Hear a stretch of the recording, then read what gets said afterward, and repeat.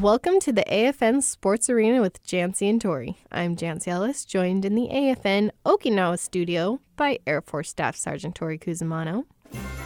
Ooh, I love it. Jancy, it's Christmas. Can't get in the spirit. Oh, I'm in the spirit. Yeah? Well, today, in the spirit of Christmas, we have a special show for you, a little different than normal, and that's because it's the week of Christmas. Woo, ho, ho, ho. I can't I'm wait. not calling you that, Jancy. Thank you, yeah. Okay. Direct that in the other direction over there. It's the holiday one. Yes. And if you're a diehard sports fan, you know that every year, Christmas Day brings more than just presents, eggnog, and family gatherings. It also brings with it the glorious NBA Christmas Day slate. Ooh, yeah. Christmas Day basketball. Yes, the best. For many fans, Christmas Day represents the unofficial start to the NBA season. Understandably, it's a long season, so plenty of people don't start paying attention until these annual marquee matchups. Mm-hmm. That's also because every year you can expect some great games, and as history has proven, some pretty memorable ones at that.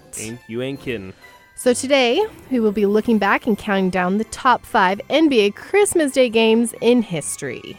Let's jump right in. All right, let's do it. First up, the number 5 spot, the 1984 matchup between the New Jersey Nets and New York Knicks. This game makes the list because it still stands as the greatest individual scoring performance in Christmas Day history. Bernard King, the Hall of Fame forward, posted 60 points and went 19 for 30 shooting, recorded 7 rebounds and 4 assists. Unfortunately, it wasn't enough to bring home the win, and the Knicks lost to the Nets 120-114. Oh, man. But King became only the 3rd player in NBA history to score at least 50 points on Christmas Day, joining Wilt Chamberlain That guy was pretty good. and Rick Barry. Yep. Yeah, not too shabby, in good company. That's a pretty good day at the office. Anytime, hopefully they paid him time and a half for coming in on a federal holiday. Right? Everybody, it's kind of an honor nowadays to play on Christmas Day in the NBA because it means you're good. They schedule those really good teams. And you know what? I like basketball. I like these huge individual scoring efforts because it's exciting. Basketball is a team sport, but it's also a very individual sport. And when a player can try and put a team on his back like that, it's like it becomes surreal. You begin to look at that person as sort of like a superhero. Like when Kobe dropped 80 that one time against the, I was like, is how? he human? Right. Yeah, exactly. And this is one of those games. And, you always have to put a throwback in there. Most def. Next up, coming in at number 4, is the 1995 meeting of the Houston Rockets and Orlando Magic. Now, this was the first time in NBA history that the teams from the previous season's finals met on Christmas Day. It happens a lot more frequently now because they don't make the schedule until, later. But it wasn't as big of a thing back then. It wasn't as big of a thing, yeah. Shaquille O'Neal and Hakeem Olajuwon stole the pregame headlines and put on great performances, but it was Magic guard Penny Hardaway who stole the show, knocking down the game-winning jumper with 3 seconds on the clock to secure the 92-90 victory over the Rockets. I love these first 2 choices because they embody my 2 favorite things about basketball. Huge individual scoring performances and buzzer beaters. There you go. I would venture to say that basketball is probably like my 3rd favorite sport, maybe even my 4th favorite sport. But in terms of the roller coaster of emotions that you experience throughout a game, I think basketball is the highest. Yeah. Because I would get so mad and then I'll get so happy. And a buzzer beater, the couple of seconds it's in the air feels like an eternity. It really does. And when you're on Christmas Day, opening up those presents with your family and you're all watching that together, like that's just special, man. Yeah, those moments you remember. I asked my dad, what are some games that you remember? And he remembered this one. I mean, I was only like 4 at the time, but I totally agree. I have never seen, my dad is a very competitive person, very big sports fan. I mean, this is embarrassing to admit, but like on Sundays, he's gotten worse as he's gotten older. Yeah? He has a lineup of shirts to coordinate with the teams that he's watching. So before he can watch a game, he has to change his shirt into that team's shirt. So he likes sports a little bit. He's kind of lost it a little. Suffice it to say that's where you got it from. Yeah. I hope I never get to that level. I mean, he records every single football game. He'll stay up all night to watch them all. The bowl games, he watches every single one. Now I know what to get you for Christmas, Jancy. A whole bunch of shirts. Jersey, store, gift certificates. Yeah, but those are the games I remember. He gets so worked up, especially I remember that 97, 98 with the Jazz and the Bulls. We're from Utah. Jazz is our team. I've never seen him get more upset at a TV. And he's a football guy. He's a football coach. than an NBA game. That's what I'm saying. It's so frustrating. It can be and the refs and the foul calls. High risk, high reward for sure. It really is. Okay, well, moving on. My number 3 would have to be the 2014 game between the Heat and Cavaliers. Mainly because it was LeBron's return to Miami in his homecoming season to Cleveland. It was somewhat of a unique night as the Heat franchise honored James, and the fans greeted him very warmly for his contributions to the city, and the championships. Those help. Yeah. But once the game started, all bets were off, and the Heat left sentiment at the door. Even without Chris Bosh and letting a big lead slip away, allowing the Cavs to take the lead early in the fourth quarter, Dwayne Wade still sent his friend home with a loss on Christmas Day. The Heat won 101-91. Those are always interesting, to see. Most definitely. To see somebody come back. And, obviously it was a little less controversial for LeBron to go back to Cleveland as opposed to leaving Cleveland. Right.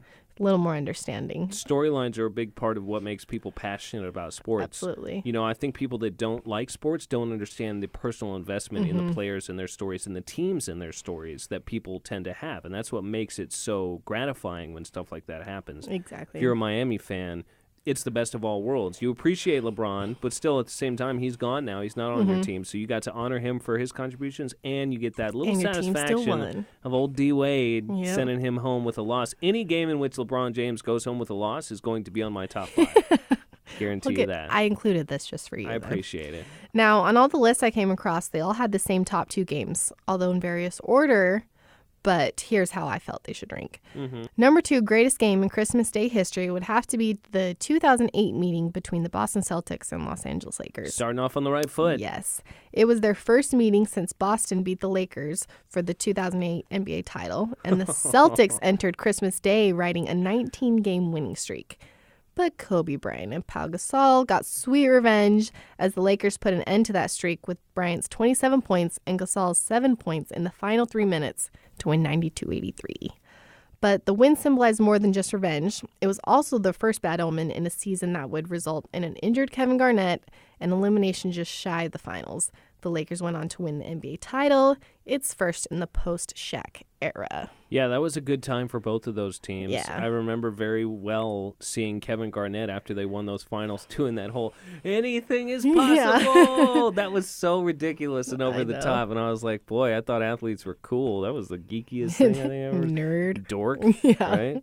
I mean, he's also a multi-millionaire, and we're sitting here making this podcast. So I'm sure he'll take our name calling at any point. But I agree. That was a very good game. And Kobe Bryant, in his prime doing some good stuff. So, which brings us to the number 1 greatest Christmas NBA game in history, the 2004 matchup between the Miami Heat and LA Lakers.